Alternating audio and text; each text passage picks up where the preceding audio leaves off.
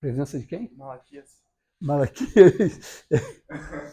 Malaquias tem, sei lá, ele tem seus projetos próprios, eu não controlo ele. Bom, vamos seguir Deixa eu pensar assim,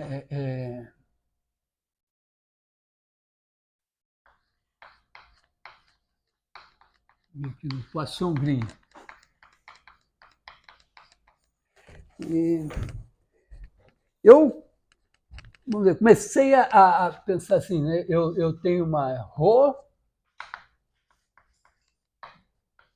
de R3 em R, que eu penso como uma densidade de cargas, e eu procurei U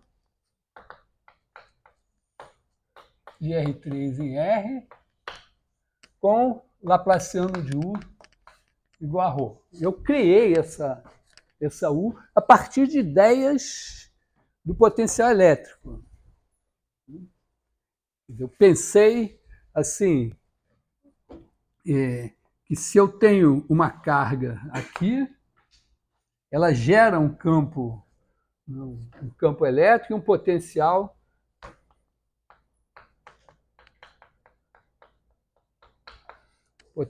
que basicamente vai ser uma coisa assim, tipo menos 1 sobre 4π, que pegar aqui o ponto x, aqui o ponto y, que x menos y.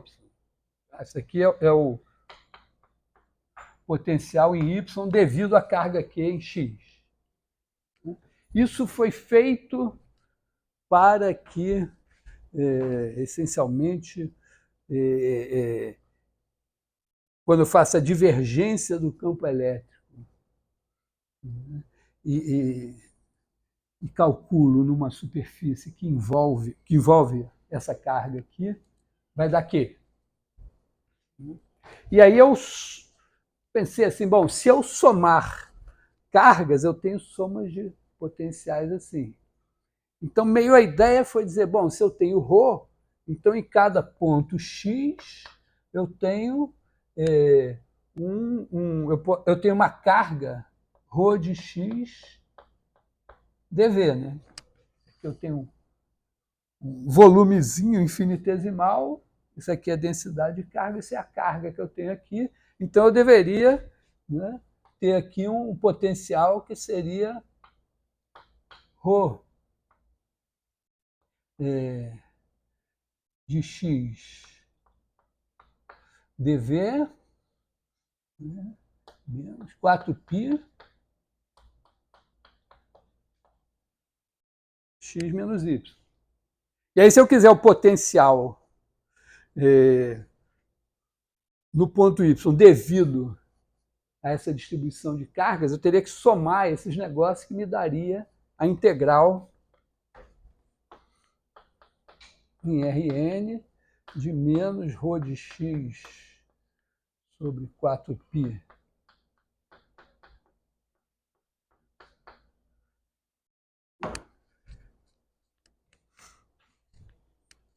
tá legal? Quer dizer, então isso aqui seria o meu potencial,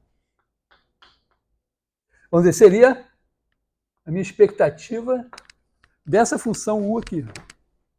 E eu fiz a conta e deu certo. Deu certo, mas para dar certo eu tenho que renunciar à ideia de que Laplaciano de U é igual a dρ 2U, dρ x2, x12 mais dρ 2U, dρ x2 mais dρ 2U, dρ x3 ao quadrado, e tem que escrever isso aqui, divergência do gradiente de U, e tenho que dizer que a divergência de F é igual a limite, vamos dizer, vou botar entre aspas, porque é um pouco mais sofisticado do que isso, né? Divergência de F em X é igual, entre aspas, ao limite quando B tende a X de 1 sobre a medida de B, integral sobre o bordo de B de f ds. Então, usando esta definição e esta definição de Laplaciano, eu tenho isso. Então, repara, quer dizer, eu estou vindo já. Quem me deu a dica foi a lei de Coulomb e a ideia do Laplace, aparentemente do Laplace de potencial. Quer dizer, esse estudo aqui, né, o fato de que eu tenho esse potencial e de que quer dizer, que é crucial aqui, né, que quando eu boto Q aqui, no ponto X, faço potencial só esse daqui, né, eu tenho o Laplaciano, esse cara daqui, Laplaciano de V y igual a zero para todo y diferente de x. E mais, eu não posso garantir que a integral nessa região do Laplaciano seja zero. Ainda bem, né? Porque, na verdade, se eu fizer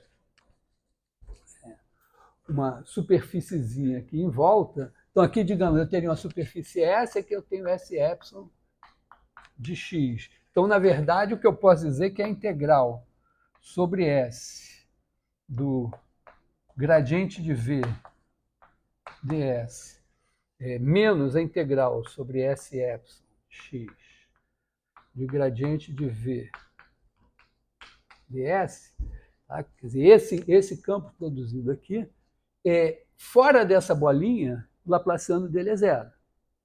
Então, se eu pegar essa região aqui entre essas duas superfícies, eu tenho uma região onde isso daqui vale. Então, se eu integrar o Laplaciano aqui, eu tenho a integral Laplaciano é a divergência do meu campo, então eu tenho a integral do meu campo na superfície bordo. Que no caso, repara aqui, ó, um caso bem de homologia, né? Essa superfície e essa são homólogas. Né? Mas nenhuma das duas é homóloga a zero, porque tem um buraco aqui que impede elas de serem bordo de alguma coisa. Bom, foi uma conversa que a gente... vamos ver, duas cadeias são homólogas se a diferença entre elas é bordo de uma outra cadeia. Por exemplo, duas cadeias unidimensionais são curvas, basicamente, são homólogas se tem uma cadeia bidimensional, tipo uma superfície, da qual a diferença entre elas é bordo. Aqui, por exemplo, é como se fossem duas cadeias bidimensionais, duas superfícies. Então, no meio tem um sólido, que seria uma cadeia tridimensional, do qual a diferença das duas é o bordo. Porque a formulação mais geral do nosso teorema trabalha relacionando cadeias e bordos de cadeias. O teorema é uma coisa assim, né? Integral sobre o bordo de C de ômega é igual a integral sobre C de d ômega. Não sei se eu entendo por que você pode simplesmente integrar em Rn, mas faz sentido. Isso aqui? Sim, é como se você dissesse, eu tenho cargas espalhadas pelo universo inteiro. Né? Então elas agem, né? Se eu botar uma carguinha aqui, elas vão agir sobre essa carga. Tem o campo elétrico devido a cada uma agindo sobre essa carga aqui. Esse campo elétrico é a soma de todos esses campos elétricos. Enquanto eu estiver no discreto, eu estou aqui e eu somo essas coisas. Mas quando eu penso nessa escala, eu substituo todas as cargas por uma distribuição de cargas, que é ρ, e aí o ρdV é a carga. Eu estou somando o potencial devido a cada uma das cargas. Me dá uma certa flexibilidade, porque essa ρ aqui, repara, querer que U seja de classe C2 pode contrariar a física, porque querer que U seja de classe C2 significa querer que ρ seja contínuo. E, de repente, num modelo físico razoável, eu posso ter uma bolota de cargas aqui, e, de repente, depois não tem carga nenhuma. Então, tem uma descontinuidade. Então, usar uma ρ assim faz sentido, e faz sentido que ela seja integrável. Para que isso daqui, para que essa integral convirja, porque essa integral tem problemas quando eu chego perto de y, eu tenho potencial em y. As cargas que estão perto de y tendem a dar um potencial infinito. E tem problemas lá no infinito.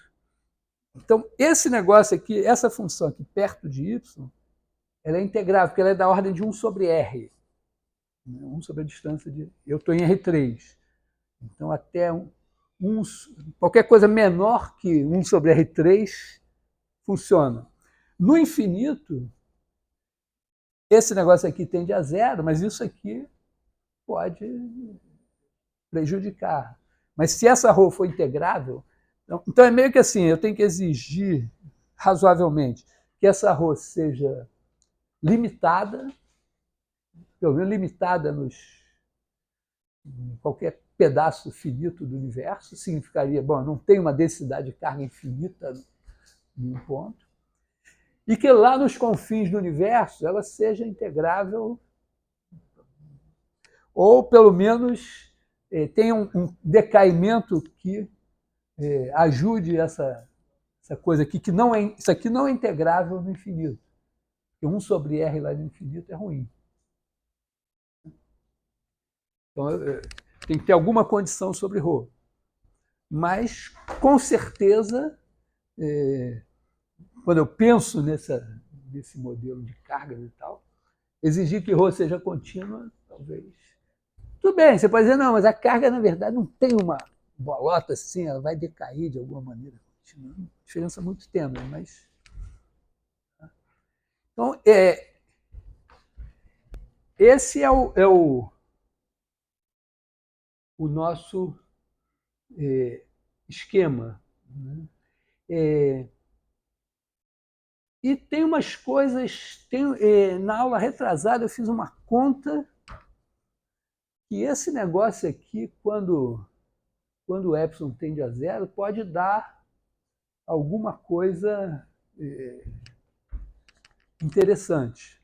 E esse fato que a gente explora para tirar essas fórmulas.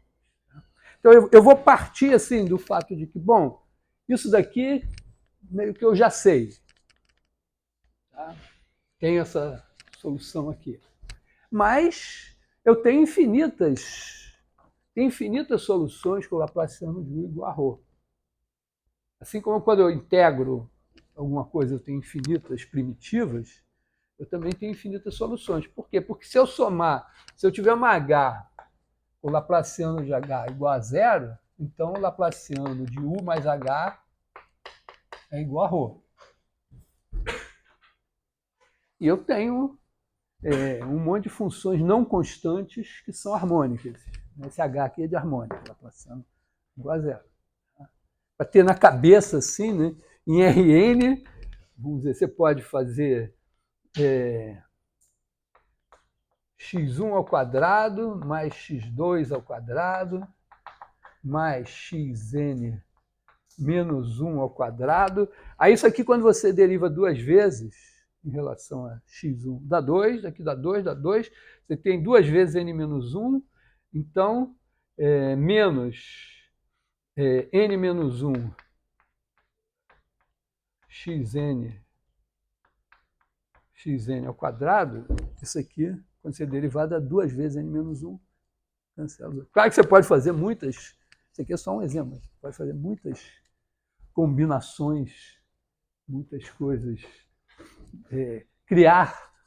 Mas aqui é só um exemplo bem algebricamente simples de que Quer dizer, funções harmônicas são muito mais do que simplesmente funções lineares.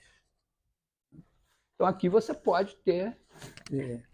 Então, tipicamente, você pensa assim no problema, pensando lá no problema da propagação do calor, que o Laplaciano igual a zero corresponde a um equilíbrio, né? Você tem infinitas... Então, imagina lá a sua bolota de ferro, saiu do alto forno, jogou no ambiente ou no gelo e tal, e ela está resfriando. Então, o Laplaciano é que está fazendo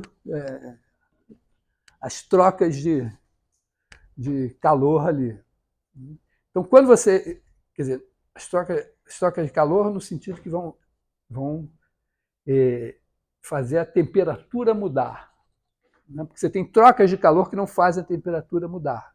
Simplesmente você está aqui e o calor está passando, você recebe um fluxo de caixa. Né? Entrou 1000, saiu 1000. O montante aqui está constante. Então, quando você evolui para o equilíbrio tem Laplaciano zero. Aí você... Quando o Laplaciano é diferente de zero, porque o Laplaciano diferente de zero significa o quê? Que a temperatura aqui é diferente da média aqui. Então, que você... Vamos dizer, se você estiver acima da média, significa que você está fornecendo calor e a sua temperatura baixa. Se você está abaixo da média, você está recebendo, a sua temperatura sobe. Se você estiver na média, ou seja, estiver Laplaciano zero, então a sua temperatura não muda. Então, uma das questões análogas a essa seria pensar Laplaciano de U igual a zero, mas U com uma certa distribuição de temperatura no bordo. Jogou lá o seu pedaço de ferro no meio ambiente, tem uma temperatura externa no modelo constante, e você imagina que aquilo vai evoluir para um equilíbrio em que aquela temperatura externa está fixa. E seria uma coisa assim, ó, você tem uma temperatura externa fixa, aí aqui pode estar mais quente, aqui mais frio, e você tem um certo fluxo de calor aqui, mas de tal maneira que isso é harmônico, no sentido de que você olha para o cara aqui, né, tem um fluxo de calor, mas o que está entrando aqui está saindo aqui, então a temperatura não muda. Tá? Então, entender isso, quer dizer, o equilíbrio aqui é o Laplaciano zero, pode ter muita coisa acontecendo aqui dentro, mas a temperatura não está mudando. Então, corresponderia a uma coisa assim, né? Laplaciano de U igual a zero, na sua região aqui, ômega, e U igual a uma certa F no bordo de ômega.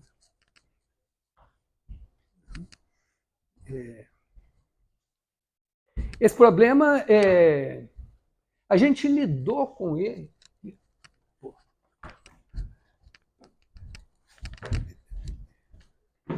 Pano errado aqui.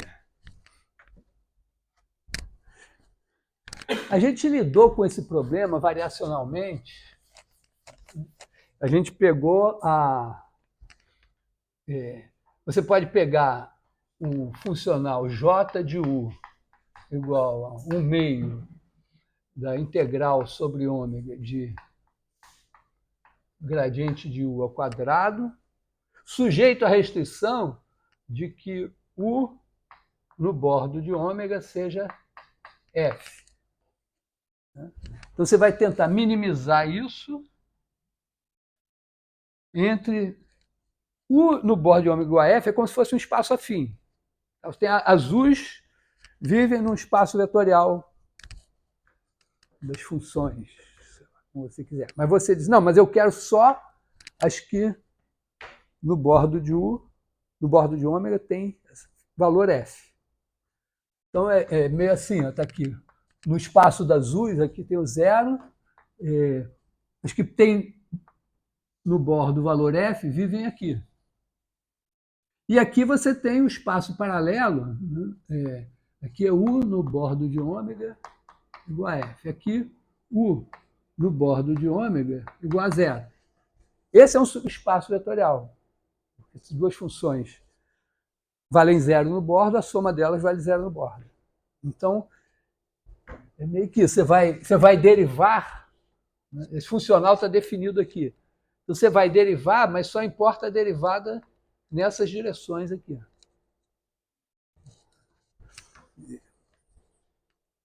Bom, isso para dizer, não, existe solução para isso. Existe a única. Hã? Não, aqui eu não estou lidando com os autovalores. Depois, os autovalores vão ser no seguinte, eu vou considerar, a situação clássica é essa, eu considero nesse espaço as funções que têm u igual a zero, mas que não necessariamente são harmônicas, tem u igual a zero no bordo, mas não são harmônicas. Então eu posso sempre resolver o problema laplaciano de u igual a f em ômega, u igual a zero no bordo de ômega. Vou botar G aqui.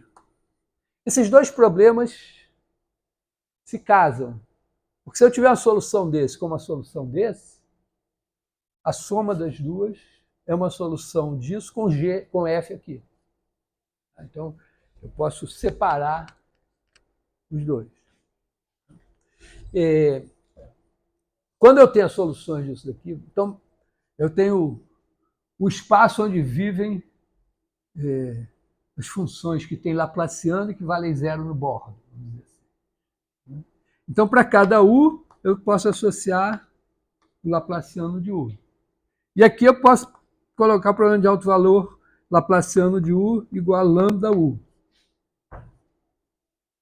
Aí eu estou tentando fazer o método de Fourier para resolver uma equação tipo equação do calor. A gente passou mais ou menos por isso, mas agora eu estou para tentar resolver isso daqui. Não eu já fiz o problema variacional, essa ideia aqui, de qualquer maneira. Com essa ideia aqui, eu consigo provar que esse negócio tem solução, num certo sentido, eventualmente uma solução mais fraca. A gente usa aqui uns espaços, usa a derivada no sentido das distribuições, que eu expliquei o que é e tal, e resolve. Tá? Agora, aqui não, aqui eu queria realmente tentar visitar esse trabalho aqui, porque o Poisson e o Green também, acho que, né? Mas tem uma fórmula. Quando você tem uma bola e você dá F aqui no bordo da bola, né, você consegue uma fórmula tipo essa daqui, que diz quem é U em função de F. E essa fórmula, o que ela tem de super importante é que ela te diz que, dada F aqui, a U que você obtém não só tem Laplaciano zero e vale F no bordo, mas ela também é infinitamente diferenciável.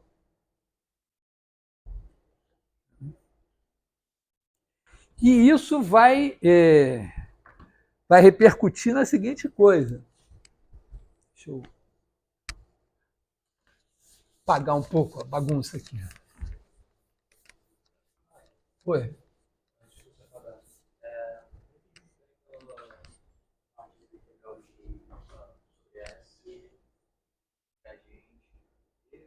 Esse daqui? É porque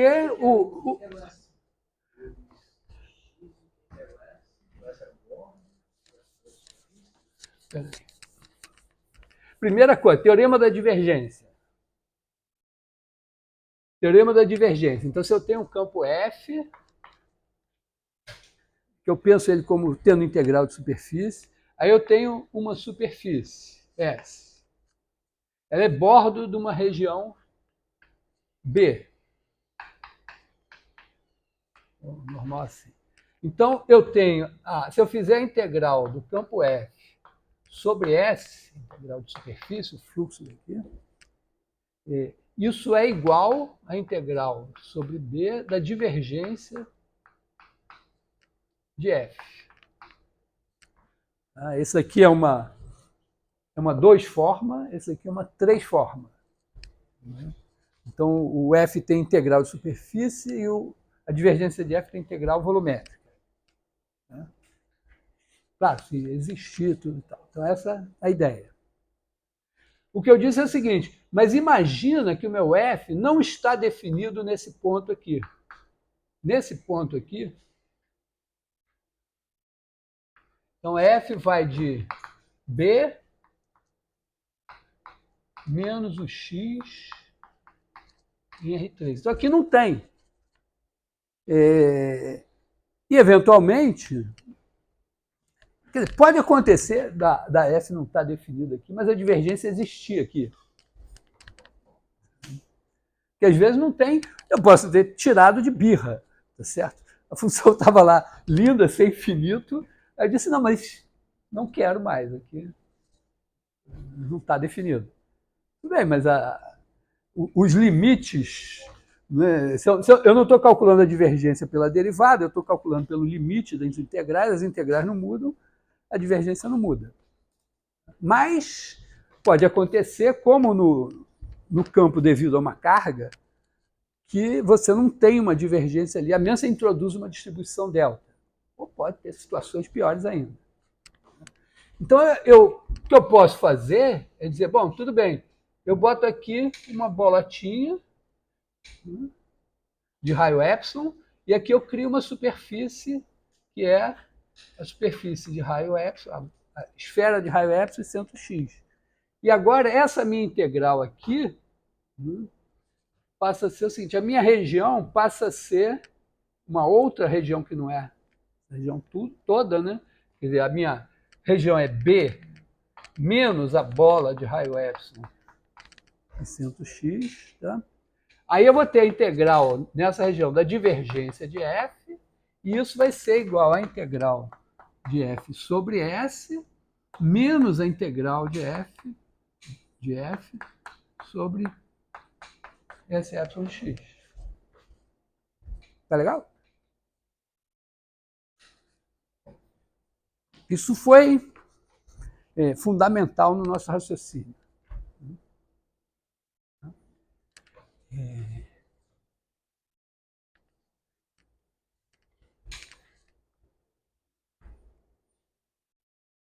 Eu nem me lembro. Eu estou lembrando do que eu ia falar. Né? Por que eu ter. Então, o Poisson.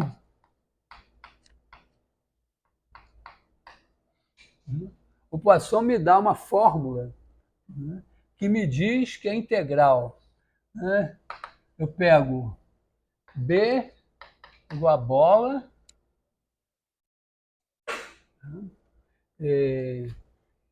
E S igual a esfera, S é igual a bordo de B, e aí ele diz que, quer dizer, e aí eu tenho um problema assim, eu quero saber o seguinte, Laplaciano de U igual a zero em B e U igual a F no bordo de B.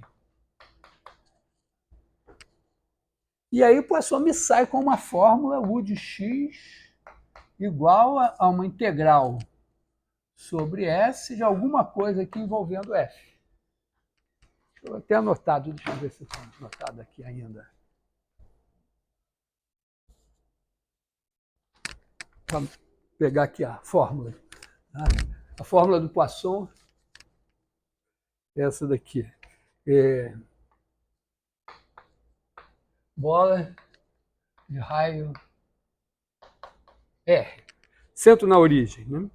Então, R2 menos norma de x ao quadrado sobre 4πr, integral sobre S, que é a esfera de raio R, de U de y sobre x menos y ao cubo ds y. É uma integral em S. Então, é isso. Ó, você tem aqui a bolota, tem aqui o ponto X, que está aqui dentro, e os Y vivem aqui. Se o X não está aqui no bordo, ele está longe do bordo. Menos que eu esteja passando ao limite quando o X tende ao bordo, ele está longe do bordo. Então, essa integral aqui não tem nenhum problema aqui. Isso aqui, nessa região aqui, essa integral aqui, eu posso derivar em relação a x quanto eu quiser. Tudo maravilhoso. Então, a ideia é que essa função aqui, em qualquer, nessa bola aqui do meio, ela é infinitamente diferenciável. Então, a fórmula de Poisson me sai como uma surpresa, né? Eu estou procurando uma função que tem Laplaciano zero. Pela minha experiência, ela poderia nem ser 2 vezes diferenciável. Aí eu ainda arbitro uma f aqui, eu tenho uma fórmula que me diz quanto é que ela vale aqui, né? E me diz que a minha solução que eu achei é infinitamente diferenciável. Mas isso diz mais, porque imagina agora que eu estou assim, ó, com uma... essa fórmula tem a versão Rn, tá? E R2 tem uma coisa um pouco diferente. Imagina que eu estou com uma certa V de Rn em R, e eu sei que Laplaciano de V igual a zero. Aí para quê? Aí eu escolho um X lá no... Nem precisa ser em Rn, tá? Precisa... É um aberto ômega qualquer aqui. R3, né?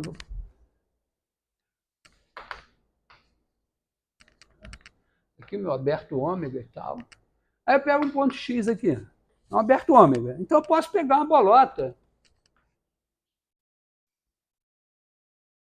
Embora essa fórmula seja para bola de centro na origem, você pode adaptar isso para uma bola de centro qualquer.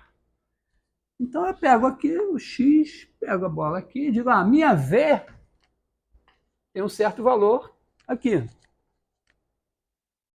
Aí eu resolvo o seguinte problema, né? Chamo essa bola de B, borda dela de S, resolvo Laplaciano de U igual a zero em B, Laplaciano de U igual a zero em B, U de X igual a V de X no bordo de B. Aí, não, mas para isso tem a fórmula do Poisson. Então, eu encontro essa U. Então, eu tenho agora 2 funções. Ó, Laplaciano de V também é igual a zero em B, e V de X também é igual a V de X no bordo de B. Aí acontece o seguinte, ó, se eu pegar U menos V, o Laplaciano disso é zero em B.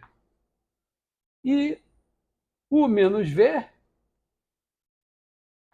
calculado em X, é igual a zero no bordo de B. Só que se uma função tem Laplaciano zero, ela satisfaz a propriedade da média, tem o princípio do máximo, que me diz que o máximo dela só pode ser assumido no bordo. E o mínimo também. Então, o máximo dela é zero, e o mínimo dela é zero. Então, ela é zero. Então, essa U que eu calculei pelo Poisson já era a minha V. O que significa que se a minha V tem Laplaciano zero, ela é infinitamente diferenciável aqui. Na verdade, em qualquer ponto. Eu posso fazer isso em qualquer lugar. Então, essa fórmula aqui, ela tem essa consequência bombástica. Eu resolvo o problema numa bola, acho arduamente, fazendo umas contas e tal, essa solução, e como corolário, eu digo, olha, se eu quiser V de ômega em R, com Laplaciano de V igual a zero, não faço a menor ideia de como eu acho. Quer dizer, claro, eu sempre posso pegar x2 mais y2 menos 2 é 2, vai satisfazer aqui, mas se eu quiser alguma condição a mais, pode ser que eu, sei lá, se essa V. Eu só sei o seguinte: se V tem Laplaciano zero, ela é de classe C infinita. Na verdade, é mais, é analítica.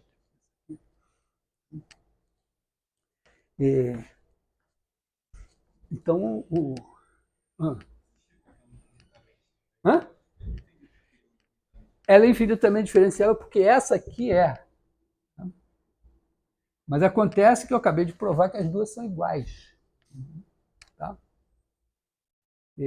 Aqui eu vou. Eu posso me esquecer depois, mas um trabalho importante para alguém fazer, é o seguinte.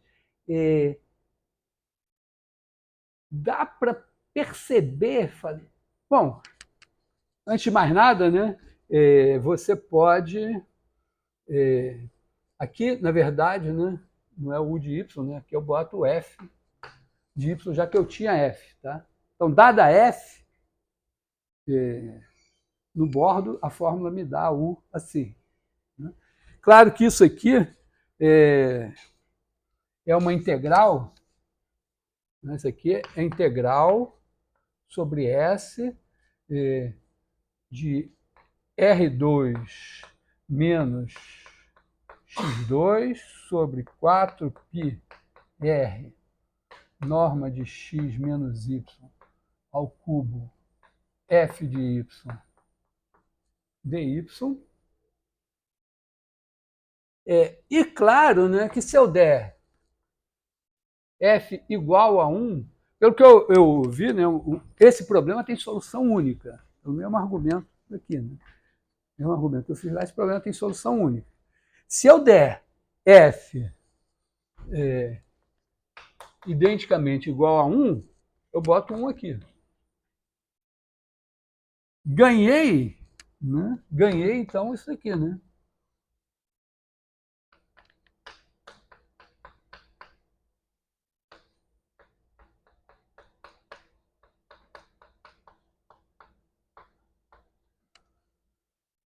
Igual a 1.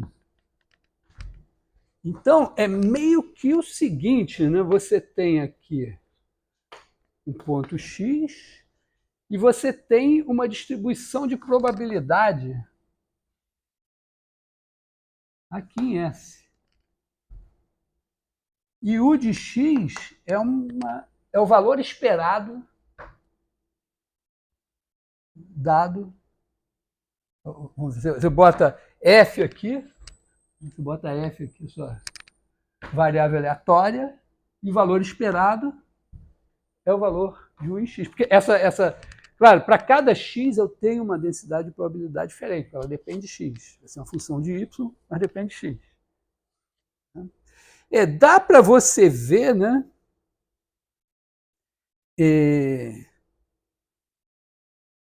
Algumas coisas, né?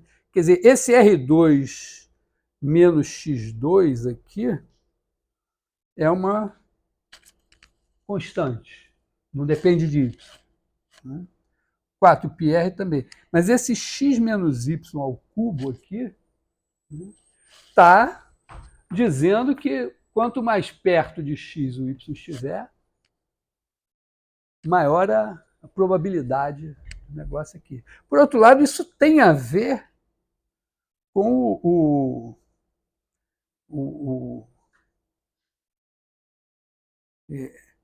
com o ângulo sólido, alguma coisa assim. Se você escarafunchar isso, você vai ver o seguinte, né? Que esse negócio, meio que, quando você pega um pedaço da esfera aqui assim, né? Vamos dizer, infinitesimal, essa densidade de probabilidade é proporcional a esse ângulo aqui, que é o ângulo sólido. Então, importa, quer dizer, aqui não importa o tamanho de S em primeiro lugar, importa qual é o ângulo que ela está visto de x.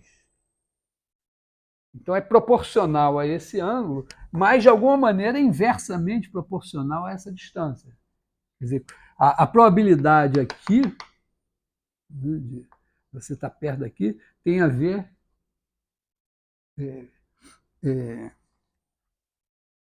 mais com essa distância do que com essa. Então, dá para você escarafunchar essa fórmula e olhar que tem alguma coisa de probabilidade aqui. Então, um trabalho para vocês, vamos ver, trabalho versão hard, é entender o que essa fórmula tem a ver com probabilidade. Já mencionei que isso tem a ver com o seguinte, né? Se você sai essa distribuição de probabilidade, assim, se você sai daqui num movimento browniano, que você pode andar qualquer direção do espaço com a mesma probabilidade, então você pode dizer, não, tá, ele sai aqui, vai andar, alguma hora. Claro, tem uma probabilidade que você nunca saia daqui, mas alguma hora você pode sair por aqui. Então, cada ponto daqui, né, essa função aqui vai dizer em y qual é a probabilidade de você sair pelo ponto y. Significa que você, primeira vez, depois você pode voltar, mas aí já validou o voto, é esse. E aí vai dar isso aqui. Então, o trabalho hard é você entender isso. Vocês que sabem probabilidade, eu não sei nada, mas vocês têm, tá certo? Fazem 3 períodos de probabilidade, tem que saber isso. A versão light seria catar um professor de probabilidade, trazer aqui para ele nos explicar isso numa aula. Assim. Tem vários probabilistas bons aqui na área, vocês trazerem um. Tá? Talvez isso eu consiga. Então, beleza, não, eu morro de vontade de ter isso. Eu, por exemplo, eu fico super feliz que eu tenho a aula de equações de Maxwell, eletromagnetismo, do Marcos Vinícius, gravada. Ter uma aula dessa gravada aqui também. Então, é isso. Eu vou tentar... eu não vou fazer as contas... Aliás, no meio também vai ter umas contas para fazer. A gente podia testar. Por exemplo, uma das coisas... imagina que eu cheguei nessa fórmula aqui. Na verdade, você faz as contas e chega nessa fórmula. Mas você chega nessa fórmula supondo que esse problema está resolvido, e aí você faz as contas e tal, chega aqui. Aí, claro, o teste, a prova real, é dizer, vamos derivar isso 2 vezes, calcular o Laplaciano e ver se dá zero. Então, um exercício é ver se o matemática, algum software qualquer, deriva esse negócio. Bom, não deve ser difícil, porque aqui a ideia é que você pode derivar dentro do sinal de integral. Porque também, vamos dizer, você está integrando aqui o seu x está aqui, então não tem nenhuma razão para você não usando esse. Vamos dizer, é a versão erudita formulada pelo Pedro do teorema da física que diz que você sempre pode derivar dentro do sinal de integral. A versão dele é, se não der merda, pode. Tá? Então aqui não vai dar merda, então pode. Então, ou você deriva ou você joga esse negócio num matemática desse, e se o Laplaciano disso vai dar zero.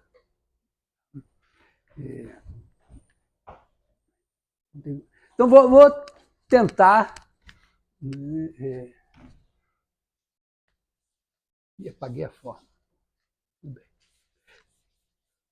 Estou com o papel ali. Então, vamos tentar chegar nessa coisa. Eu boto o nome do Green porque eu não sei bem, pelo que eu entendi, quando o Green fez, o Poisson já tinha feito, mas eu acho que as ideias do Green eram mais gerais, mais claras. Né?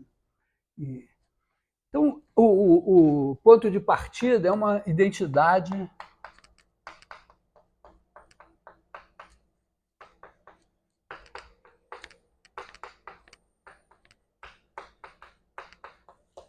chama identidade de Green, não de Poisson, então é um bom sinal. Que vem do seguinte, né? Quando você faz a divergência de U vezes o gradiente de V, já fiz isso algumas vezes, né? Mas eu faço de novo porque eu não sei de cor a fórmula, então tenho que deduzir cada vez. Vocês devem ter vivido isso, né? Você faz uma prova no Enem, alguma coisa, aí teria que aplicar uma fórmula que você não sabe de cor. Aí você gasta 5, 10 minutos deduzindo a porcaria da fórmula. Mas... Então é isso. Esse cara daqui, isso daqui é gradiente de U escalar gradiente de V, essa eu sei, mais U, divergência do gradiente de V, que no caso é laplaciano de V.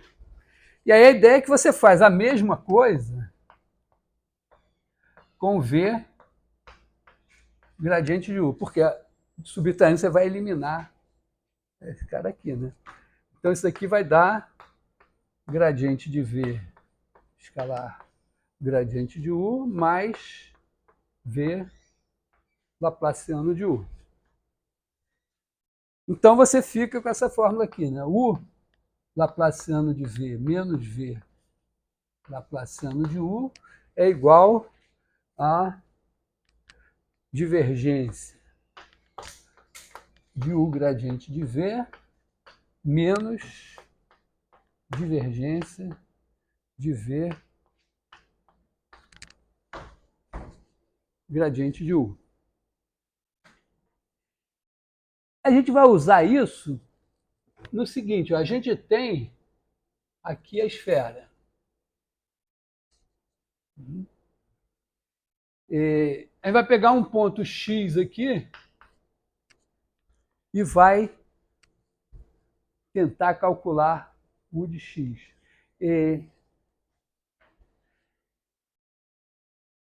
Tem um macete, é o seguinte, a minha U tem Laplaciano zero. Pode ser que a minha U tem Laplaciano zero. Então, se eu jogar nessa forma, pegar uma V qualquer, botar isso aqui, esse cara aqui não vai ter. Agora, eu aprendi, naquele negócio do Apolônio, a criar uma V que era essencialmente isso, né? V de Y é igual a 1 sobre norma de X menos Y, era o potencial devido a essa carga aqui, que tinha o Laplaciano zero em toda parte, mas aqui tinha um problema, menos, era uma coisa assim, Q, e aqui era o Qlia X, vou botar Q barra aqui, Q barra, X barra menos Y. A ideia é que eu criava aqui, então, o centro, aí aqui tinha em algum lugar um ponto X barra, tá? Porque o potencial devido à carga aqui, ele tem a ver com a distância, né? Em cada Y, a distância é X. Se eu botar outra carga aqui, o potencial também vai ter a ver com a distância X barra. E aí, como o Green, imagino eu, pode ser que tenha sido nada disso, mas imagino eu, o Green conhecia círculo de Apolônio e tal, ele deve ter tido a ideia de dizer, se eu botar num ponto estratégico aqui uma carga virtual, se esse ponto for estratégico, vou ter esses dois pontos e esse círculo aqui, na verdade, no caso a esfera, vai ser a esfera de Apolônio relativa a esses dois pontos. Significará que aqui eu vou ter x menos y, essa distância aqui, igual a um certo k vezes x barra menos y. O círculo de Apolônio é isso. Você dá dois pontos, dá o k, e você consegue esse negócio dar uma esfera aqui. Então a ideia é você tem o ponto, tem a esfera, aí você calcula esse x barra e esse k. É assim, então vale isso. Então isso daqui, tem um 1 sobre 4π aí, né? Mas isso daqui vai ser, né, K vezes x menos y. Aliás, isso aqui vai ser 1 sobre K. Né? Vou botar K menos 1, x menos y. Então eu boto um K aqui. Então, vamos ver, boto isso aqui igual a Q sobre x menos y menos K Q barra sobre x menos y. E agora eu ajusto esse Q barra para que isso daqui dê igual a Q, né? Então, K Q barra igual a Q. Então eu tenho que, vamos dizer, aqui eu conheço. É claro que esse x barra aqui vai estar na semi-reta que parte da origem e passa por x. Se o x estiver na origem, na verdade o ponto lá está no infinito. Mas a gente não se preocupa, no fim dá certo. Então eu calculo esse cara daqui, esse x barra, né? Esse x barra vai depender desse tamanho aqui e do R. Com a norma de x e o R, eu determino esse tamanho aqui, eu sei que ele está nessa direção, eu determino esse cara. Então aqui eu vou escrever, vou botar o x barra aqui em função de x. Tá? Na verdade, a gente fica aqui com a expressão do x barra e tal, tem uma fórmula aí. Então a gente cria essa função, tem ainda 1 sobre 4π, então você cria a função chamada função de Green, que é o g de xy, que acho que é menos 1, eu acho que eu tenho lá anotado aqui também. No fim ela dá uma coisa assim. Bom, num primeiro momento tem o x barra. Vou deixar o x barra aqui. Tá? R sobre 4π, norma de x, y menos x barra, menos 1 sobre 4π. Como eu copiei, posso ter copiado errado. Aqui está em função do x barra ainda, teria que botar o x barra aqui. Mas nesse momento, é importante deixar assim, porque se eu pensar só no y, né, deixo o x parado, o x barra parado, são 2 pontos aqui, isso aqui também é uma constante. Né? Então, isso daqui, basicamente, é uma constante vezes 1 sobre norma de y menos o ponto x barra que está aqui parado. E essa daqui é uma outra constante sobre 1 sobre x menos y. Como função de y, aqui x menos y menos x dentro do modo, mesma coisa. Né? Como função de y, isso tem Laplaciano zero. O x está parado, então isso tem Laplaciano zero, isso também. Se eu mexesse aqui e botasse x barra, ia complicar a minha vida. Tá? Então essa função aqui, ela tem Laplaciano de g, Laplaciano y de g, xy, igual a zero, exceto, claro, em x e x barra. X barra não é problema para mim, porque ele está fora da minha região. Oi. É isso aqui, quer dizer, eu faço essa. Porque esse x barra eu calculo e esse k eu calculo. Tá? Eu substituí o k, mas não substituí o x barra. É porque tem, na verdade, né, a ver que eu quero, tem ainda menos 1 sobre 4π aqui, multiplicando. Então, esse menos 1 aqui transformou esse em positivo, né, e esse daqui virou negativo. E esse R sobre norma de x é o KQ barra aqui. Né?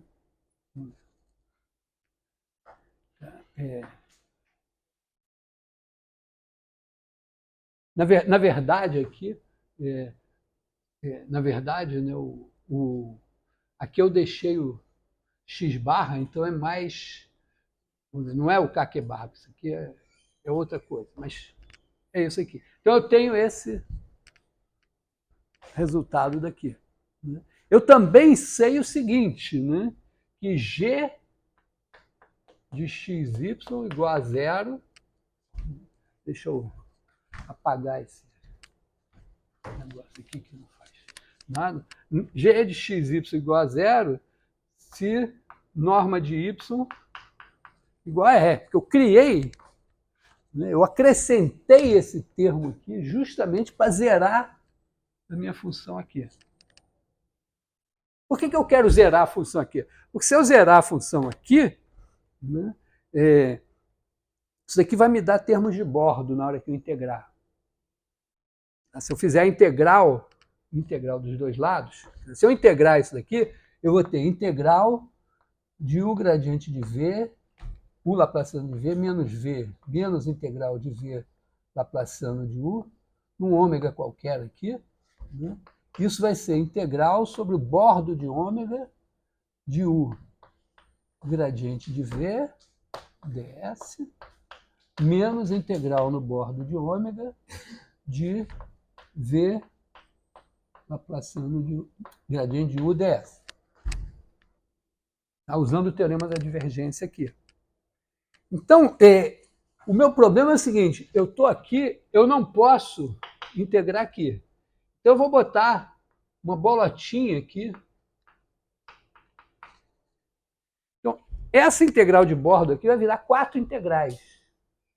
Né? Porque o meu ômega vai ser a região entre a esfera de fora e a esfera de dentro. Então, o bordo vai ter a esfera de fora e a esfera de dentro. Quando eu zero a V na esfera de fora, eu já descartei um cara. A U na esfera de fora eu sei. Não quero ela. Eu quero a U na esfera de fora.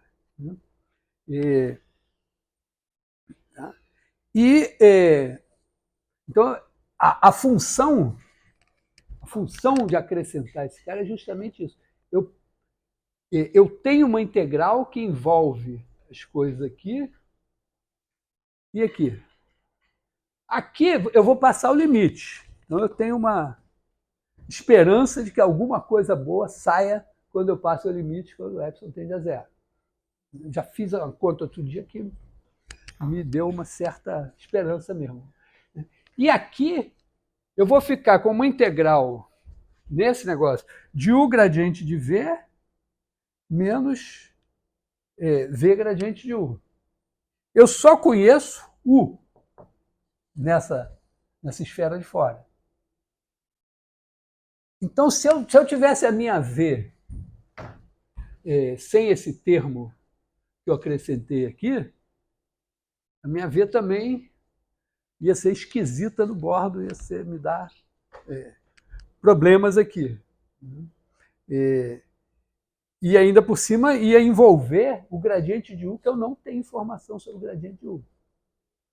Eu ainda podia calcular a v aqui nesse bordo de cá, mas o gradiente de u eu não tenho.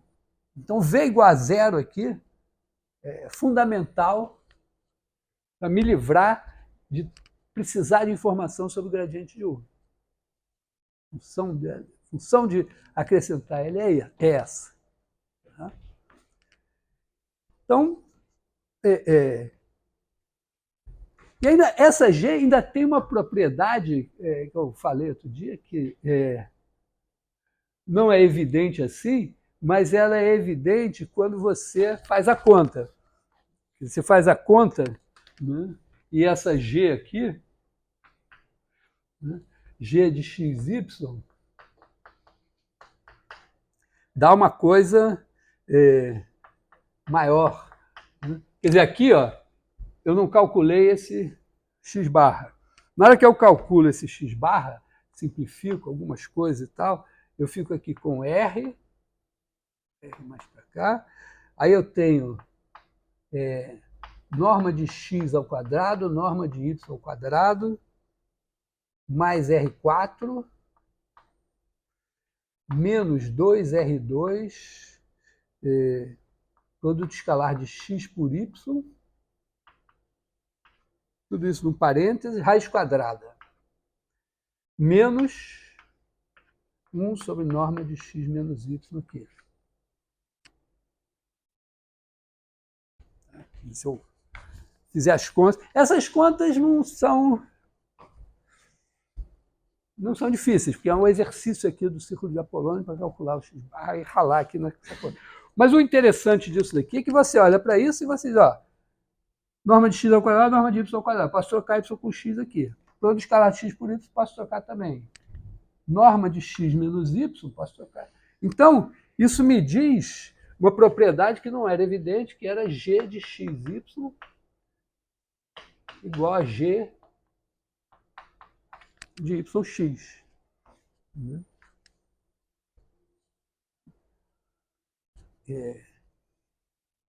Esse negócio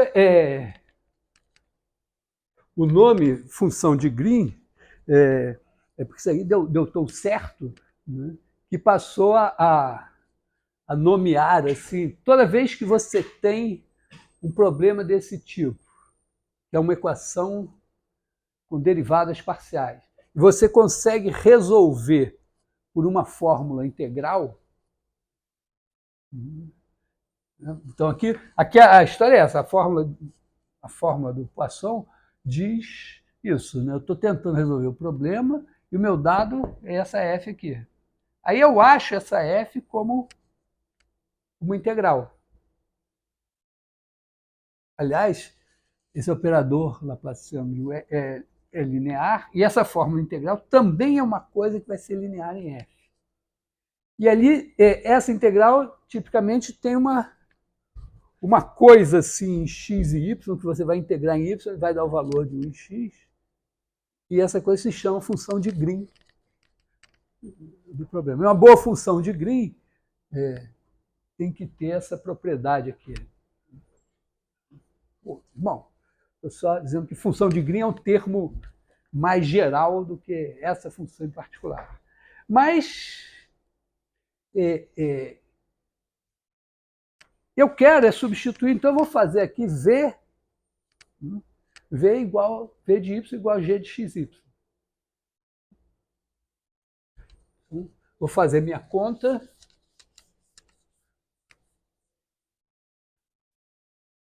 Vou apagar minha g, porque eu não vou, em princípio, agora pensar nela, né?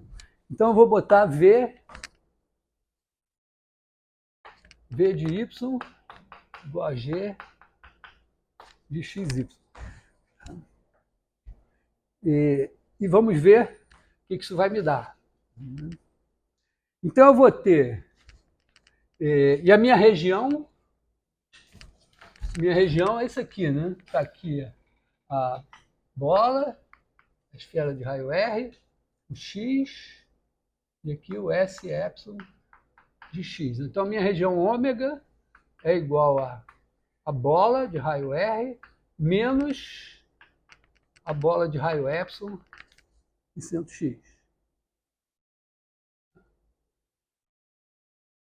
Onde eu vou integrar. Então, nessa região, o laplaciano de V é zero. Né? Porque a minha V é o potencial devido à carga em x, potencial devido à carga em x, mais o potencial devido à carga em x barra. Todas as duas têm laplaciano zero, só que a parte que é devido ao potencial aqui não está definida nesse ponto. Mas eu estou integrando fora dele. Eu botei uma bolota aqui já para me livrar disso. Então, ômega é isso aqui. Então, nessa região ômega, esse termo daqui vai dar zero, porque o laplaciano é zero. Né? Também, o laplaciano de U é zero. Então, eu vou ficar com esses termos de bordo. Então, esse termo daqui, né, vai me dar a integral sobre SR de U laplaciano de V. Em SR, o é F, o gradiente de V. De F de X, gradiente. Bom, a minha V, estou pensando em função de Y. Então, gradiente de V, F de Y, gradiente de V de Y, ds. Menos a integral da mesma coisa em SR, SY de X. Só que aqui eu não sei quem é U. Vai ser U de Y, gradiente de V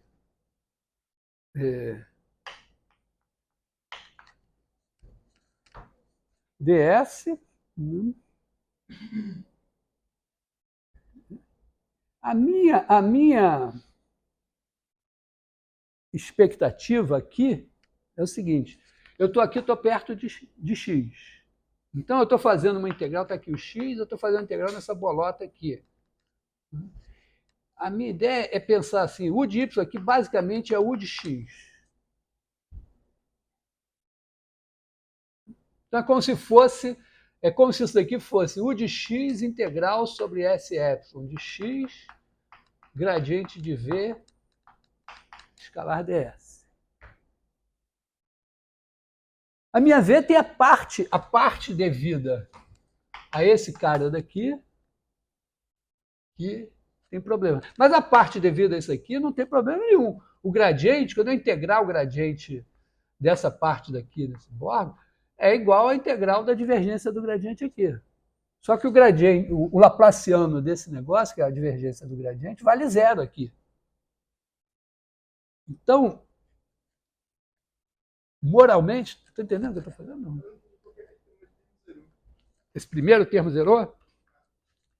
Porque a minha V é soma do potencial devido a x, que tem laplaciano zero. Exceto nesse ponto, mas eu tirei o ponto. Mais o potencial devido a x barra, que é zero em toda parte, menos nesse ponto. Então, aqui dentro é zero. Então, nessa região aqui, os dois potenciais que constituem V dão zero. Botei até nas propriedades de G que eu apaguei. Tá? E aqui, na mesma região, o laplaciano de U é zero. Então, morreram os dois aqui. Tá? Então, aqui eu estou usando que eu sei U aqui, e que aqui, ó, estou numa expectativa boa, porque eu vou ficar com a integral, né, do gradiente.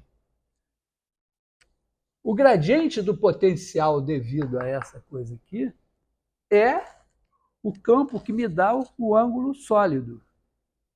Né? Porque o meu V aqui, se eu esquecer o outro pedaço, V de x vai ser menos 1 sobre 4π,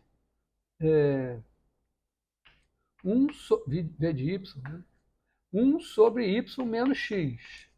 O gradiente de V vai ser, se não me engano, 1 sobre 4π, y menos x sobre y menos x ao cubo. E quando eu integro esse bicho sobre uma superfície que envolve x, dá 4π. Eu tenho esse 1 sobre 4π, vai dar 1. Então isso vai me dar u de x, que é o que eu quero. Então, essa parte daqui deve me dar o u de x.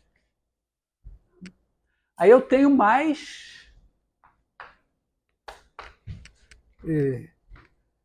esse pedaço daqui, né? Menos, começa com menos aqui, menos a integral sobre SR de V gradiente de U. Mas justamente eu fiz V valer zero em SR para me livrar desse termo. Então esse termo não tem. Eu fico aqui com mais, né, a integral sobre S epsilon de x, de v, de y, gradiente de u e y, ds. Aqui, ó, a minha esperança é o seguinte, eu estou integrando isso aqui. Aqui, bom, o gradiente de u, estou supondo que é uma coisa contínua, minimamente. Então, o gradiente de u aqui, nesses pontos, né? Vou pegar agora aqui, gradiente de u, está aqui, gradiente de u é alguma coisa que está perto de gradiente de u e x, que eu não sei quanto é, nem quero saber. Então, isso. E o v de y, ele tem uma parte que é devida a isso daqui, que também está longe, né? Porque v tem uma singularidade aqui e outra aqui. A parte devida a isso aqui só tem singularidade aqui. Quando eu estou aqui perto, essa parte daqui vai me dar um valor aqui limitado. Então, eu tenho, né, o meu V é igual a V1 mais V2. Vou botar assim, Vx e Vx barra. O Vx barra aqui, vezes o gradiente de U, não vai dar grande coisa. Então, eu vou ficar aqui com a integral. Essa integral aqui vai ser integral sobre Sε de x, de Vx de y, gradiente de u, de y ds, mais integral sobre Sε de x, de Vx barra gradiente de u, Vx barra de y, gradiente de u de y, ds. Então, o que eu estou dizendo é o seguinte, ó, o gradiente de u, aqui é uma coisa limitada, contínua, está perto de gradiente de u e x. O Vx barra também não tem problema, porque eu estou longe do x barra. Então, isso daqui é uma coisa limitada que eu estou integrando numa esfera de raio epsilon. Vai dar 4π ao quadrado vezes alguma coisa. Quando o epsilon for para zero, desaparece. Então, esse cara aqui vai morrer. E vai ficar esse daqui.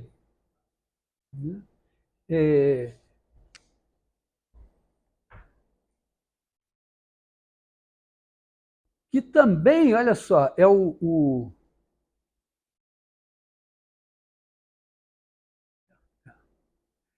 esse também, eu acho que não vai dar nada, né? Bom, eu espero que não dê nada, porque olha só, aqui eu estou com a integral do gradiente de V vezes F.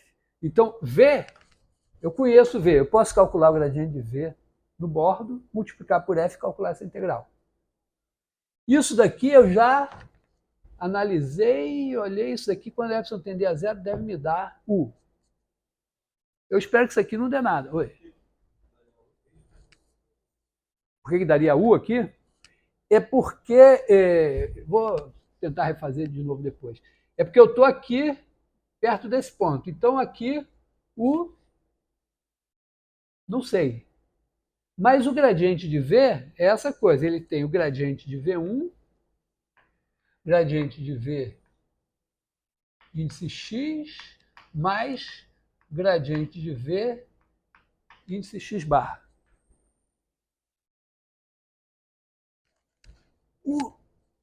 A parte do potencial devido a esse cara tem Laplaciano zero em todos os pontos aqui.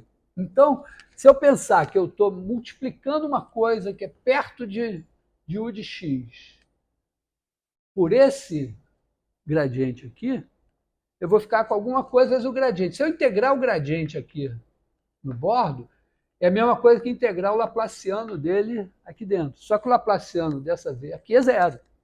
Então esse cara desaparece. E a parte devida a esse cara daqui, ela tem esta cara, o gradiente V aqui. Porque esse cara daqui é o potencial devido a uma carga em X. O gradiente dele é a forma de ângulo sólido. Não sei como Gauss entra nessa história, porque... entendeu isso? Quer dizer, tudo aqui está baseado na ideia seguinte. Quando eu pego esse cara, faço o gradiente, tem isso daqui é um campo que, se eu integrar numa esfera, numa superfície que envolve x, fizer o fluxo desse campo através dessa superfície, dá o ângulo sólido dessa superfície visto aqui, que é 4π. Se não estiver envolvendo, dá zero. Então, como eu botei 1 sobre 4π no denominador, vai dar 1. Então, eu tenho essa parte daqui que vai me dar zero, essa parte daqui que vai me dar 1, vezes U. Estou com boas expectativas de que isso daqui vai me dar U de x. Então, aqui eu peguei essa parte daqui, né, e dividi esse cara em dois pedaços. O primeiro pedaço, vamos dizer, esse pedaço devido ao x barra aqui, eu estou com o Vx barra, estou longe de x barra, isso daqui é uma coisa limitada, o gradiente de U limitado, então eu estou com uma coisa limitada, integrada numa esferinha de raio pequeno, vai dar uma coisa vezes o 4π ε2, que vai para zero quando o epsilon tende a zero. Então, esse cara daqui tende a zero. E esse daqui, eu tenho o gradiente de U, que também é uma coisa limitada, mas eu tenho o potencial devido a x, que é isso aqui. Então, esse cara daqui é da ordem de 1 sobre epsilon. Tá? Porque eu estou na esfera de centro em x, raio epsilon. Então, y menos x é epsilon. Então, isso aqui é da ordem de 1 sobre epsilon. Então, eu estou com uma coisa da ordem de 1 sobre epsilon vezes uma coisa limitada, eu vou integrar, vai dar uma coisa da ordem de 1 sobre epsilon vezes a área disso, que é 4π ε2. Então, isso também vai para zero.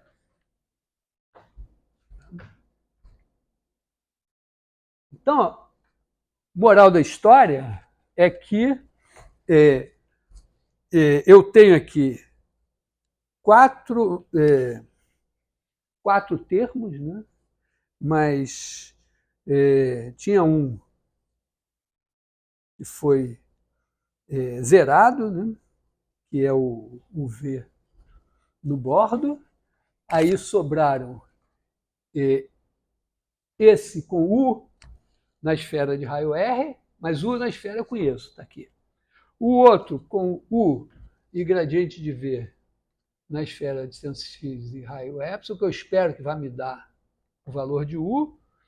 Depois eu tenho esse aqui com V na esfera de raio R, V vale zero, então morreu. E sobrou ele na esfera de raio epsilon. Aí eu separei ele em dois e concluí que um é uma coisa limitada vezes a área da esfera, vai para zero. E outro é uma coisa que não é limitada, mas que é da ordem de 1 sobre epsilon vezes a área da esfera, também vai para zero. Então sobram esses dois aqui. Quando o epsilon... Então eu fico com uma coisa assim, eu tenho esse termo e esse termo. Agora eu vou fazer epsilon tender a zero, esse vai tender a zero, e vou... Vamos ver. Ficou claro que esse negócio aqui tende a zero? Então, eu simplesmente vou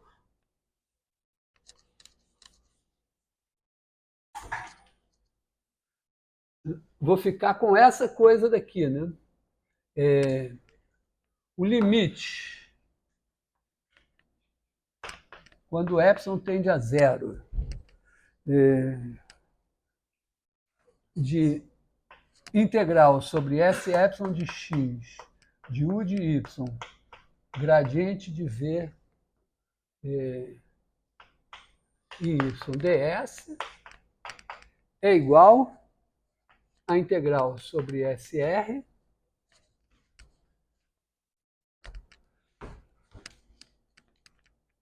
de f de y, gradiente de v e y, ds. Então, esse aqui, quando você calcula, meu v, lembrando que o meu v é dado lá pela fórmula de Green, então eu posso calcular o gradiente dele e jogar aqui, e vai dar uma fórmula que é aquela, eu falei, aquela é a fórmula de Poisson. E eu só tenho que realmente verificar se esse cara daqui... Bom, olhando para cá, né? Quer dizer, esse menos esse está dando, na verdade, né? Esse menos esse está dando um outro limite, um outro cara que eu sei que o limite vai dar zero. Então, esse limite aqui tem que dar isso. Né? E como é que eu raciocinei aqui? Né? Eu raciocinei dizendo a gradiente de V é igual a gradiente de V1 mais gradiente de V2, Vx mais gradiente de V.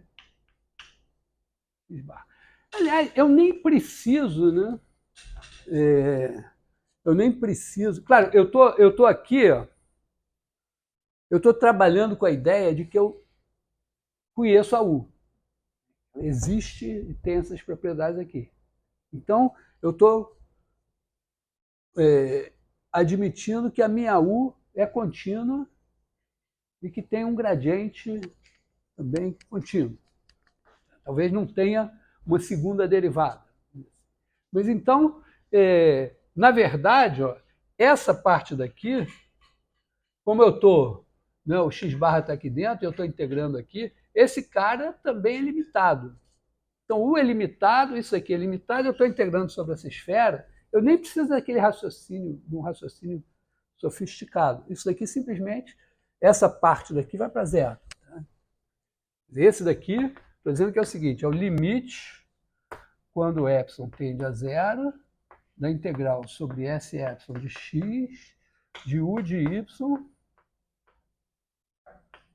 gradiente de V x barra y ds, mais integral sobre SR de x, do U de y, gradiente de Vx de y ds.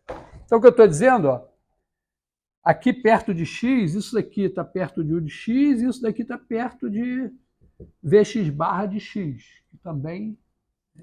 Então, isso aqui, como eu estou integrando sobre uma região que tem área 4πε2, isso aqui tende a zero. Então, sobrou só esse daqui.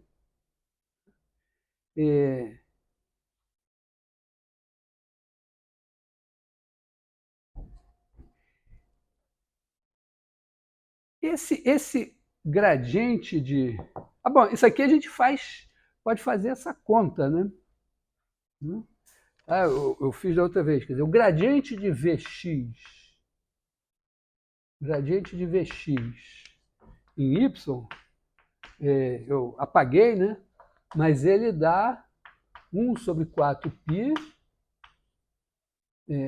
y menos x ao cubo. Tá? Por quê? Porque o Vx é igual a menos 1 sobre 4π, 1 Vx de y,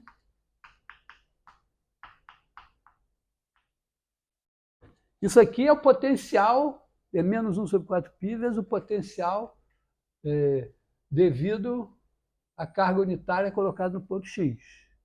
Quando eu derivo ele, dá isso aqui.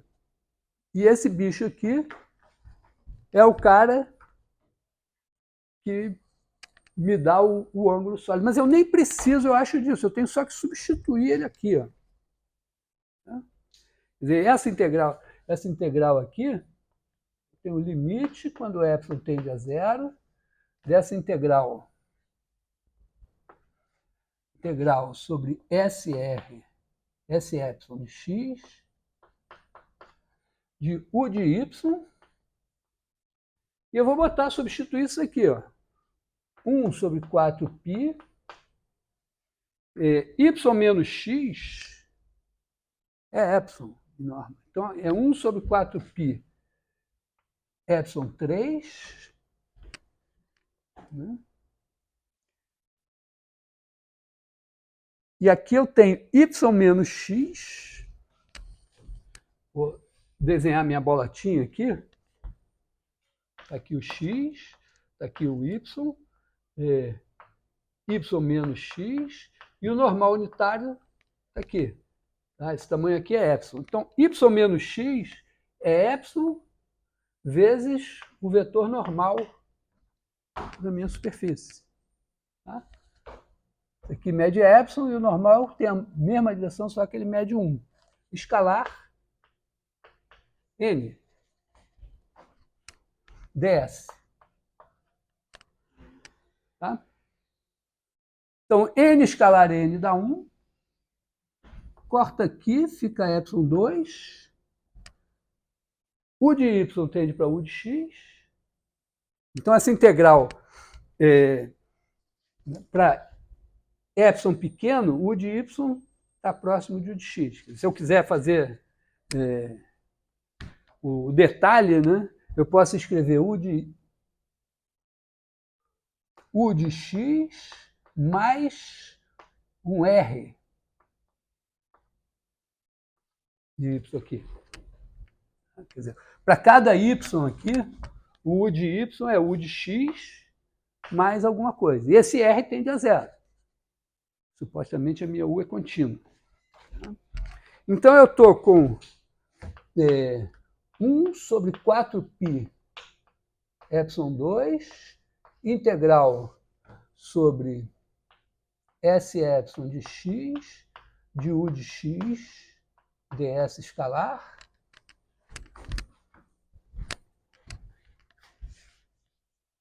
mais a integral sobre SY de x, do meu R de y, ds.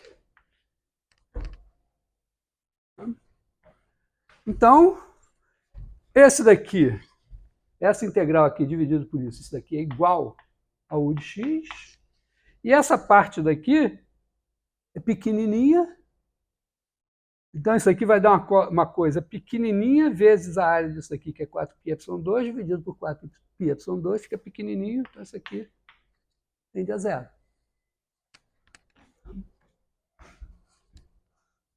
Então, moral da história, esse limite aqui é igual a U de x. E isso daqui é uma fórmula que está me dando U de x em função de uma integral em que eu preciso calcular esse cara.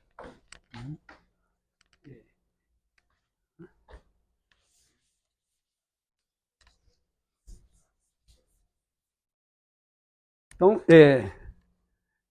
U de x, voltando à fórmula aqui, é igual a R2 menos norma de x ao quadrado, 4πr, integral sobre SR de U de y sobre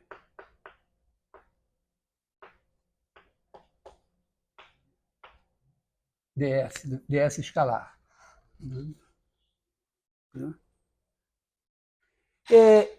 Esse negócio aqui poderia ser o...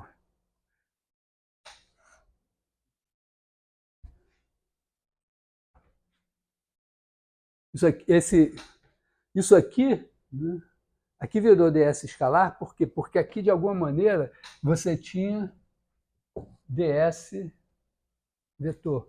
Mas é razoável que você tenha aqui um termo y menos x,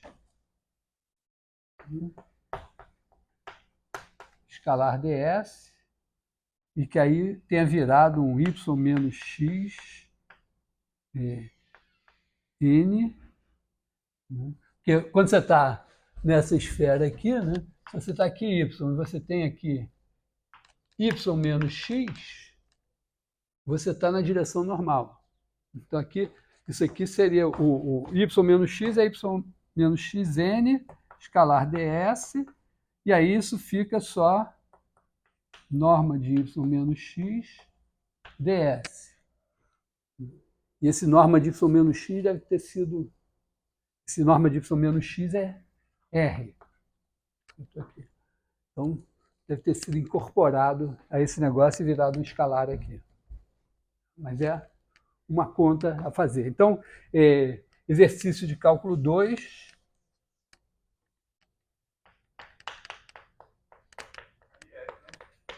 F. Claro, né? Era para ser o F que eu tenho, né? Então, exercício, calcule gradiente y de g de xy. 2, calcule o Laplaciano dessa U aqui, que dá 0. E o exercício 3, que é mais pontudo, talvez, a gente tem que mostrar que esse negócio é contínuo. Repara, porque eu podia ter jogado, tá certo? Eu podia ter inventado tudo isso, ter colocado uma fórmula aqui de uma função harmônica, só que pode ser que ela, quando o x tender para o bordo, não tenda para f. Então, preciso, né?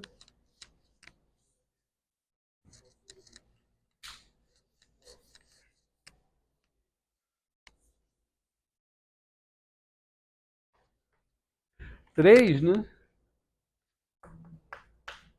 Calcule o limite quando x tende para x0 de u de x com x0 pertencente a S. Quer dizer, eu tenho que pegar isso aqui, tem um ponto x0 aqui,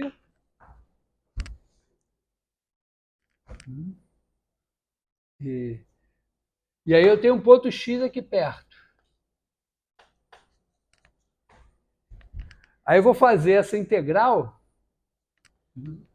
e eu tenho jogando a meu, vamos dizer, contra mim, esse fato aqui, né? O x está perto de x0, e x0, na verdade, vou chamar ele aqui de y0. Ele é um ponto da fronteira. Então, quando eu calcular a integral para os caras aqui pertinho, essas diferenças estão perto de zero. Então, eu vou ter com uma coisa aqui perto de zero ao cubo. Claro que eu tenho me compensando, ó, que quando o x está aqui perto, norma de x ao quadrado tende para R2. Então, eu tenho aqui uma coisa tendendo a zero. Mas, vamos dizer, R2 menos norma de x ao quadrado é igual a R mais norma de x vezes R menos norma de x. Isso aqui tende para 2R, quer dizer, só tem uma coisa...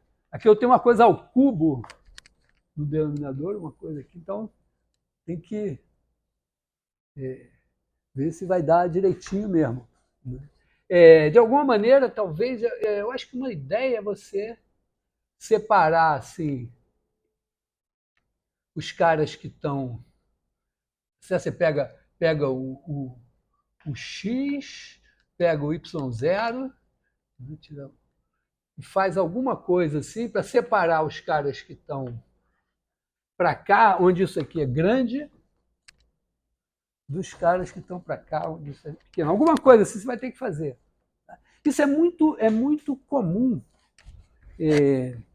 em, em fórmulas assim, né? Você ter alguma coisa que dá uma fórmula que é uma média de valores. Não, uma outra média assim e tal. Né? E você quer que quando o ponto chegue perto, quando alguma coisa tende para um limite, que essa média tenda para um valor. O que a gente está, vamos dizer, a gente está tirando uma média dos valores de f aqui. Então vamos botar esses valores de f aqui assim. Né? Está aqui o y0, tá? Aí abre esse círculo aqui, esses caras aqui estão longe. A ideia é o seguinte, isso daqui, essa minha função aqui, R2 menos norma de x ao quadrado sobre 4πr y menos x ao cubo, tem que, de alguma maneira, ela é uma densidade de probabilidade, então ela é alguma coisa, né, positiva aqui que você está integrando, fazendo uma média assim. Quando o seu x fica perto de y0, o que isso tem que acontecer é que esse negócio tem que meio que concentrar. Você não pode tirar uma média dos valores de f e achar que isso vai dar f de y0 se você atribuir probabilidade alta para os y que estão longe de y0. Certo? A f supostamente é contínua. Né? Então, a sua distribuição de probabilidade tem que concentrar pertinho de y0. Então, basicamente, a ideia tem que ser mostrar que quando... vamos dizer, tem uma vantagem, né? A gente...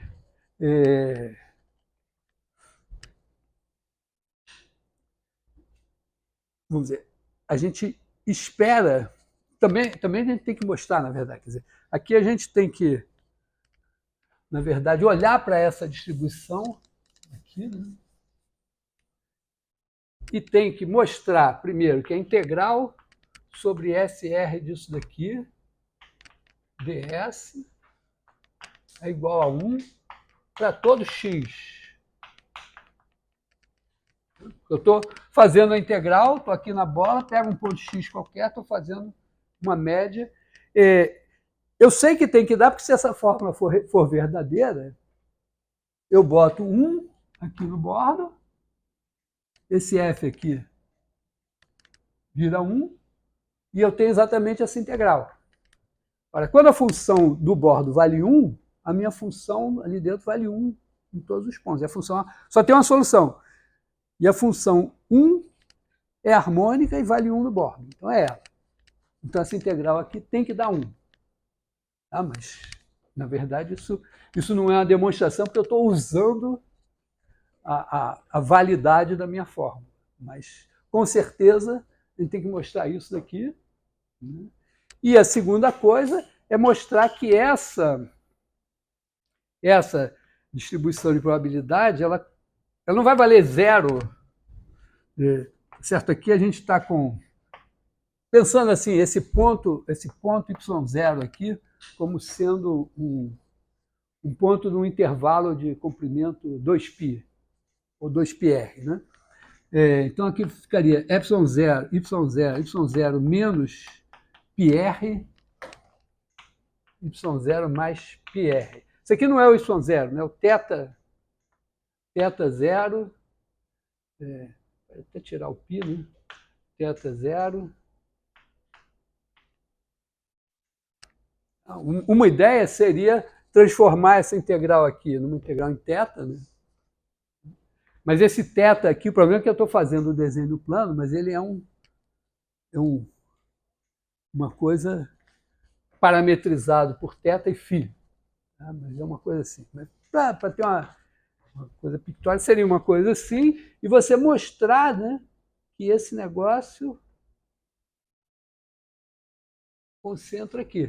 Que passaria por alguma coisa assim, dizer, olha, quando o x está aqui pertinho, tem esses caras aqui que vão dar pouquinho, e esse aqui que vão dar mais.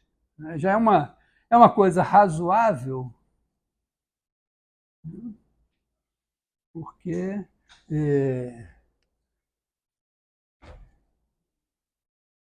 não sei, alguma coisa assim, alguma coisa, vamos dizer, alguma coisa assim que você garanta, ó, esses aqui tem integral pequena. Se você souber que isso aqui dá integral 1, então se você mostrar que esses daqui tem integral quase zero, você está dizendo que esse aqui tem integral quase 1. E aí você está calculando com integral quase 1 os valores de f que estão todos próximos de y0. Então você ganhou. Claro, estratégia. Eu não estou fazendo a demonstração, mas eu estou dizendo para vocês o que deveria ser a estratégia da demonstração. Quando eu consigo provar que aquilo é igual, eu estou concluindo o que exatamente? Por enquanto, eu estou concluindo o seguinte, que para cada x, eu estou tirando um valor esperado de f segundo uma distribuição de probabilidade que depende de x. Tá? O segundo passo é mostrar que essa distribuição de probabilidade, quando x está próximo de y, fica, vamos dizer, eu divido, quando x está aqui o y0. Eu não posso pensar assim que o x está aqui, exatamente, alinhado com a origem. Mas, vamos dizer, ele está por aqui, perto de y0. Então, o que eu preciso é, de alguma maneira, dizer, ó, tem um pedaço aqui, essa distância, essa medida aqui, isso aqui é uma calota, né? Uma calota, e essa calota de medida, não é nem de medida, vamos dizer, próxima de y0. Quanto próxima no sentido de que tem a ver com a distância de x a y0. Quando x, na medida que x se aproxima de y0, essa calota está toda próxima de y0. Aí eu tenho que mostrar que para os pontos, ou mostrar que aqui tá, essa distribuição de probabilidade está toda próxima de 1 nessa calota, ou simplesmente, na verdade, não é a distribuição de probabilidade que está próxima de 1, porque, na verdade, ela tem que ir para infinito. Não é tão grave isso daqui. Por quê? Porque eu vou pegar os pontos próximos de y0. Então, essa calota tem medida perto de zero. Então, a parte que me interessa, eu vou estar integrando sobre um conjunto de medida pequena alguma coisa que vai ter que me dar um número perto de 1. Então, essa coisa tem que fazer assim mesmo. O importante é que esse pedaço daqui fique pequeno, porque aí ele está multiplicando alguma coisa que tem medida menor que 4πr2. Está sendo integrado sobre uma... Então, se eu mostrar que aqui perto do y0, essa distribuição quer dizer, longe do y0, a menos de uma... Eu pego essa parte perto. O que está aqui fora, esse negócio está pequeno, perto de zero, então esse negócio perto de zero vezes a medida disso, que é menor que 4πy2, vai para zero. Se eu souber que essa integral daqui dá 1, significa que a parte de cá está dando uma integral perto de 1. E a minha variável aleatória está cada vez menos aleatória. Estou perto de y0, é contínua. Então, essa é a estratégia para demonstrar. Essa é a parte mais cascuda da história. Né? Porque, recapitulando, né, eu parti desse problema, eu supus que a minha U existia, e aí, não eu, mas o Green, o Poisson, caras de estatura um pouco mais elevada, tiveram umas ideias brilhantes, mas que dá para a gente entender, né, que essas ideias permitiram a gente chegar nessa expressão. Se a minha U é a solução desse problema, ela tem que ser dada por isso daqui. Se eu soubesse que o meu problema tem solução, porque quando eu fiz lá o método variacional, eu chamei atenção para o fato de que a minha solução pelo método variacional não era... Eu ia ter que abrir mão de algumas coisas, ia ter que ser funções com derivada no sentido das distribuições, algumas coisas assim. Até nesse caso dá para provar. Mas eu não tenho aqui a garantia de que esse problema tem solução.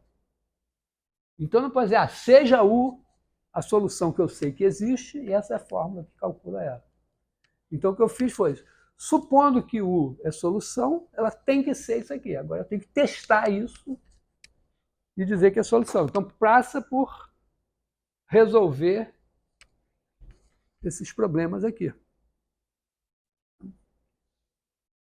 Bom, esses são problemas de cálculo. Acredito que a solução venha rapidamente. E esse daqui depende de uma análise. Que horas são? Que bom. Tá bom.